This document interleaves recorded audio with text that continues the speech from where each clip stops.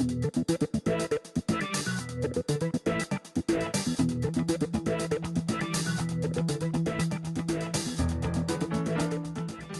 everybody, it's me, Lisa D.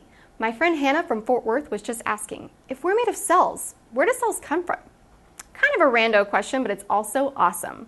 Well, I told Hannah it's all about mitosis. So just what is mitosis? Well, mitosis is just a fancy way of saying cell division. So a cell will divide to form two more cells. So you can go from 2 to 4 to 8 to 16 to 32 to 64 to 128 to 256 to 512 to 1024 to... All right, you get the point. I guess the next important question is, why do cells have to divide in the first place? Well, there are 3 important reasons why cells divide. Let's look at them one at a time.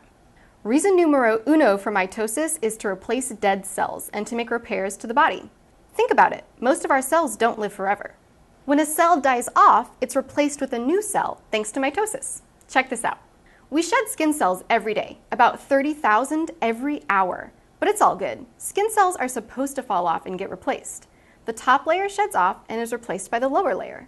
This happens so often that the bottommost layer of skin cells makes its way to the top in about a month. This means that the you you're looking at now isn't the same you as you were a month ago. That's trippy. That's mitosis. Plus, when we get cut, cells do mitosis to fill in the gap. Thanks, mitosis. All right, let's look at reason numero dos why cells divide. It's because organisms need to grow. As cells double and double, the organism gets bigger. At some point, we were all little babies, right? Aw, so pure, so innocent, so stinky. So how did we get to our current size? Mitosis, duh. Think about it. An oak tree starts off as a little acorn and grows into a mighty oak. Where did all that mass come from? Well, plants are made of plant cells, right? So where did all those cells come from? They weren't just flying through the air and started dogpiling on top of each other. Cells come from cells. Cells come from mitosis. All right, the last reason cells divide is one you might not have thought of. Cells need to stay small. When it comes to cell size, smaller is better. Molecules can diffuse in and out much faster. It would take a molecule forever to get out of a big fat cell, but no time at all to diffuse out of a smaller cell. This means our bodies have to be made out of trillions of cells instead of 50. That way, our cells have to keep dividing. So those are the reasons why cells do mitosis. But you know what? Cells aren't always dividing. That's just one phase in the entire cycle. All right, we're gonna look at the cell cycle and pretend it's like the life cycle of a cell. Cool? So this circle is the time on the clock of the cell cycle. This little slice of time up here is when the cell is actually dividing. This is the mitosis phase of the cell cycle. All the rest of the time, the cell is getting ready for mitosis. All of this time is called interphase. But check this out. Most of the time, cells aren't even dividing.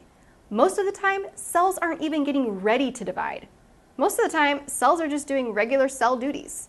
Eye cells are doing eye cell things, lung cells are doing lung cell things, and pancreas cells are doing whatever pancreas cells do. They're off the clock, so I drew a little side circle thingy over here. This is the G0 stage. It's also called G0. This is when cells are performing normal cellular activities. All right, let's say I'm a liver cell. I've lived my liver cell life, I've done my liver cell job, and now it's time to divide. I'm going to go from one cell to 2 identical daughter cells. But what do I have to do to get ready to divide?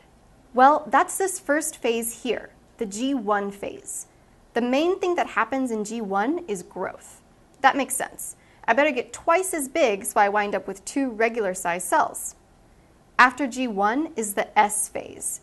This is when the DNA gets replicated. I go from 1 DNA ladder to 2. Again, I better double up the DNA so the 2 daughter cells have the regular amount of genetic material. The last phase of the cell cycle before the actual division process is the G2 phase. When the cell is in the G2 phase, it's doing the last steps to prepare for mitosis. The cell's making all the cell parts the new daughter cells are going to need. So let's see if we're ready to divide. Is the cell nice and big? Check. Have we doubled our DNA? Check. Have we made new organelles and are fully prepared? Check. So let's do us some mitosis. What we're mainly concerned with here is making sure that the two daughter cells have identical sets of DNA. But here's the deal. DNA is normally stringy and all over the place. If we're going to be splitting it up equally and moving it around a cell, doesn't it make sense to wrap that DNA up into a nice manageable package? Well, that's what chromosomes are.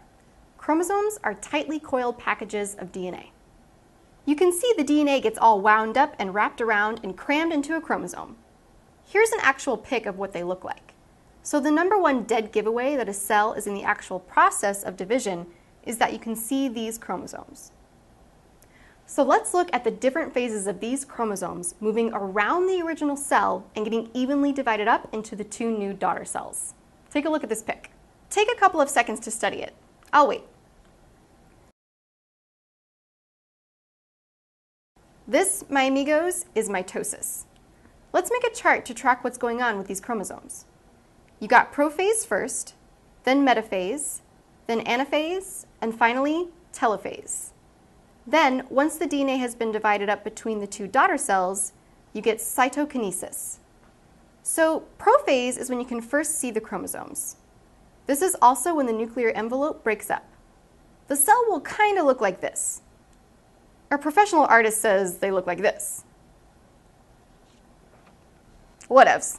What happens next? The chromosomes line up in the middle of the cell like this. This is metaphase. Meta, middle. That's easy to remember. So the chromosomes are lined up like good little DNA packages. Now they start to move to opposite sides of the cell. I always remember, anaphase, and away we go. The next step is telophase. This is the tail phase. See what I did there? Telophase, tail phase. Yeah, you get it. The chromosomes are at the opposite sides, and also the two new nuclei are starting to form. Artist McGee would make it look like this. The last step is cytokinesis.